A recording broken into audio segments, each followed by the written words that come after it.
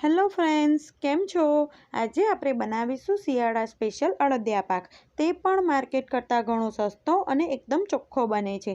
શિયાળામાં અડદિયા પાક ખાવો શરીર માટે ખૂબ જ ફાયદાકારક છે. તો ચાલો પરફેક્ટ માપ સાથે અને એકદમ સરળ રીતે અડદિયા પાકની રેસીપી જોઈ લઈએ. ફ્રેન્ડ્સ, રેસીપી સારી લાગે તો મારી ચેનલને સબસ્ક્રાઈબ કરજો.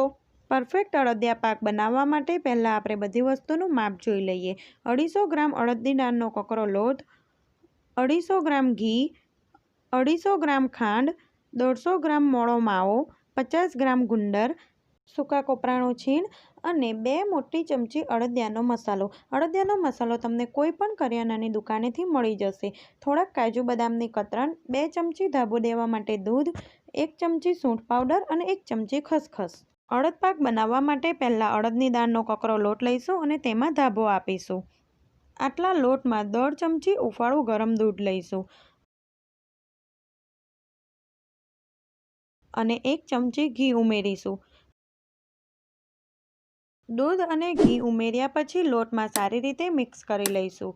જેમ મગજ અને મોહનથાળ બનાવતી વખતે ધાબો દઈએ છે તે જ રીતે આ લોટમાં પણ ધાબો દેવાનો છે. લોટને આ રીતે બંને હાથથી બરાબર મસળી બધું સારી રીતે મિક્સ કરી લઈશું. આ પ્રોસેસ કરવી ખૂબ જ જરૂરી છે અને તેનાથી જ લોટનું ટેક્સચર એકદમ દાણેદાર બને છે. તમે જોઈ શકો છો બધું સારી રીતે લોટમાં મિક્સ થઈ ગયું છે. હવે લોટને હાથથી આ રીતે પ્રેસ કરી દઈશું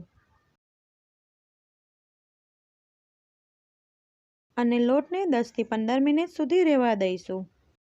15 મિનિટ પછી લોટને આ રીતે હાથથી પહેલાં છૂટો કરી લેવાનો અને પછી ઘઉં ચારવાના ચાળણા વડે ચારી લઈશું. લોટને આ રીતે હળવા હાથે પ્રેસ કરી ચારી લેવાનો. તો મેં બધો લોટ ચારી લીધો છે અને તમે જોઈ શકો છો લોટ એકદમ દાણેદાર તૈયાર થયો છે. હવે સૌથી પહેલાં આપણે માવાને શેકી લઈશું. મેં અહીં 150 ગ્રામ જેટલો માવો લીધો છે. તો એક પેન ગરમ કરવા મૂકી માવાને આ રીતે છૂટો કરીને ઉમેરીશું.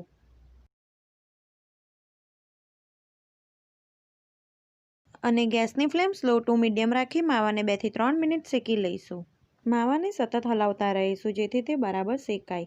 આ રીતે માવાને શેકીને અડદિયા પાકમાં ઉમેરવાથી અડદિયા પાક લાંબો સમય સુધી સારો રહે છે. 2 થી 3 મિનિટ પછી તમે જોઈ શકો છો માવો એકદમ સારી રીતે શેકાઈ ગયો છે અને માવામાંથી થોડું ઘી પણ છૂટું પડવા લાગ્યું છે. તો આ સમયે આપણે ગેસની ફ્લેમ બંધ કરી દઈશું. હવે હેવી બટમવાળી કઢાઈ લઈ તેમાં થોડું ઘી લઈશું અને તેને ગરમ થવા દઈશું. ઘી ગરમ થઈ ગયું છે તો ગુંદરને થોડો થોડો તળી લઈશું. મેં અહીં 50 ગ્રામ બાવળનો ગુંદર લીધો છે અને ગેસની ફ્લેમ સ્લો ટુ મીડિયમ રાખીશું. જેમ ગુંદર તળાશે તેમ એ એકદમ સરસ ફૂલી જશે અને તમે જોઈ શકો છો ગુંદર સરસ ફૂલવા લાગ્યો છે. ગુંદર થોડો ક્રિસ્પી અને લાલાશ પડતો થાય ત્યાં સુધી આપણે તળી લઈશું.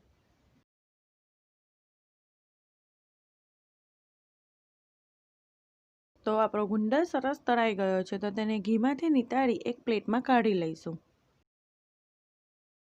તો હું એ જ રીતે બીજો ગુંદર પણ તળી લઈશ અને ગુંદરને હંમેશા થોડો થોડો જ તળવાનો. તો મેં બધો ગુંદર તળી લીધો છે અને ગુંદર તળાય એટલે આ રીતનો ક્રિસ્પી થઈ જશે. તો આપણે વાડકીની મદદથી ગુંદરને અધકચરો ક્રશ કરી લઈશું. તમે આખો ગુંદર પણ નાખી શકો છો. આ રીતે બધા ગુંદરને ક્રશ કરી લઈશું. તો મેં બધો જ ગુંદર ક્રશ કરી લીધો છે અને તમે જોઈ શકો છો આ રીતે ગુંદરને અધકચરો ક્રશ કરવાનો છે. ફરી એ જ કઢાઈમાં જે ઘી લીધું છે તે બાકીનું બધું ઉમેરી દઈશું અને ઘીને ગરમ થવા દઈશું. મેં અહીં બધું થઈને 250 ગ્રામ જેટલું ઘી લીધું છે. ઘી ગરમ થઈ ગયું છે. જે લોટ ધાબો દઈને રાખ્યો હતો તે ઉમેરીશું અને સારી રીતે મિક્સ કરી લઈશું. હવે ગેસની ફ્લેમ સ્લો ટુ મીડિયમ રાખી લોટને શેકી લઈશું. આ લોટને શેકવામાં બિલકુલ પણ ઉતાવળ નથી કરવાની. આટલો લોટ શેકાતા લગભગ 10 થી 15 મિનિટ જેટલો સમય લાગે છે અને વચ્ચે વચ્ચે લોટને હલાવતા રહીશું જેથી લોટ આપણો બરાબર શેકાય. લોટ જેમ જેમ શેકાશે તેમ તે ફૂલીને હલકો થઈ જશે અને તેમાંથી ઘી પણ છૂટું પડવા લાગશે. લોટનો કલર થોડો ચેન્જ થાય અને લોટ શેકાવાની સુગંધ આવે ત્યાં સુધી આપણે આ લોટને શેકવાનો છે. અને ગેસની ફ્લેમ સ્લો ટુ મીડિયમ જ રાખીશું અને લોટને સતત હલાવતા રહીશું જેથી તે બરાબર શેકાય. 15 મિનિટ પછી તમે જોઈ શકો છો આપણો અડદની દાળનો લોટ બરાબર શેકાઈ ગયો છે અને તેનો કલર પણ થોડો ચેન્જ થઈ ગયો છે અને તેમાંથી ઘી પણ છૂટું પડવા લાગ્યું છે. તો આપણે આ ટાઈમે ગેસની ફ્લેમ સ્લો કરી દઈશું અને તેમાં શેકેલો માવો જે રાખ્યો હતો તે ઉમેરીશું અને સારી રીતે મિક્સ કરી લઈશું. આપણે ગેસની ફ્લેમ સ્લો રાખી છે અને કઢાઈ પણ ગરમ છે એટલે આપણો લોટ હજી શેકાશે અને અડદની દાળનો લોટ થોડો લાલાશ પડતો શેકવાનો. જો લોટ બરાબર નહીં શેકાય તો અડદ પાક ખાવામાં ચીકણો લાગશે અને દાંતમાં ચોંટશે. હવે જે ગુંદર તળીને રાખ્યો છે તે ઉમેરીશું.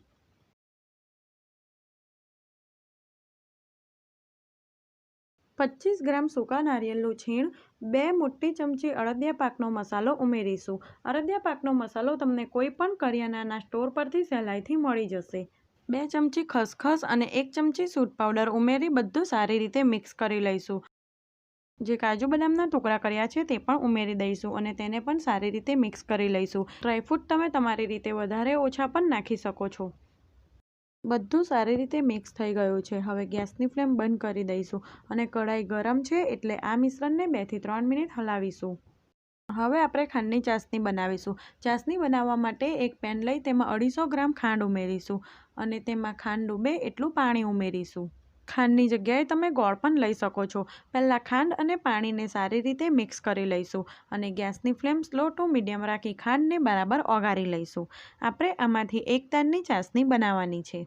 2 થી 3 મિનિટ પછી તમે જોઈ શકો છો ખાંડ ખૂબ જ સરસ ઓગળી ગઈ છે. પણ આપણે ખાંડમાંથી એક તારની ચાસણી બનાવવાની છે એટલે ખાંડને હજી 2 થી 3 મિનિટ થવા દઈશું. હવે આપણે ચાસણી ચેક કરી લઈશું. તો ચાસણી ચેક કરવા માટે આ રીતે ડીશમાં 1 થી 2 ડ્રોપ મૂકીશું અને તમે જોઈ શકો છો ડીશને આ રીતે થોડી આરી કરવાથી ડ્રોપ તરત જ સ્પ્રેડ થાય છે અને હાથથી ચેક કરીએ તો તે અડધા તારની જ ચાસણી બને છે એટલે ચાસણીને હજી આપણે 3 થી 4 મિનિટ મીડિયમ ફ્લેમ પર થવા દઈશું. 3 થી 4 મિનિટ પછી ફરીથી એક ડીશમાં ડ્રોપ મૂકીશું અને તેને 5 થી 7 સેકન્ડ ઠંડુ થવા દઈશું. આ ટાઈમે ગેસની ફ્લેમ એકદમ સ્લો કરી દેવાની. તમે આ રીતે પણ ચાસણીને ચેક કરી શકો છો. ચાસણી થોડી ઠંડી થઈ જાય એટલે આ રીતે તાર ચેક કરી લેવાના અને તમે જોઈ શકો છો પરફેક્ટ એક તાર બને છે. હવે આપણે ડીશને ફેરવીને ચાસણી ચેક કરી લઈએ તો તમે જોઈ શકો છો ડ્રોપ સ્પ્રેડ થતું નથી એટલે સમજો કે આપણી ચાસણી પરફેક્ટ બની ગઈ છે. તો ગેસની ફ્લેમ બંધ કરી દઈશું. આ રીતની એક તારની પરફેક્ટ ચાસણી બનવી જોઈએ અને જે લોટ શેકીને રાખ્યો છે તેમાં આ ચાસણી ઉમેરીશું. ચાસણીને મિક્સ કરી લઈશું. આ મિશ્રણને સ્લો ફ્લેમ પર ફરી ગેસ પર લઈ લઈશું અને બધું સારી રીતે મિક્સ કરી લઈશું.